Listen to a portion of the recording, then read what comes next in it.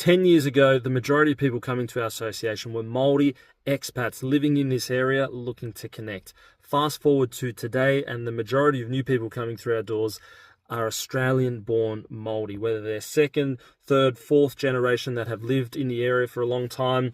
They're the new ones that are coming through. They're the majority that are coming through. And I think that change in the demographic that's coming through our doors is highly influenced by TikTok. It's highly influenced by social media. You see, Māori culture, when it's put in front of a camera, when it's put in front of a lens, it is a spectacle. It is beautiful to watch. It is highly engaging. It is highly in contrast to what you typically see on social media.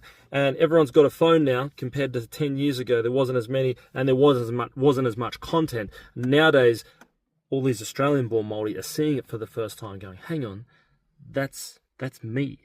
That's where I come from. That's where my parents came from. That's where my grandparents came from." They may not have a deep connection. They may not have a deep understanding, but they know that that's part of who they are.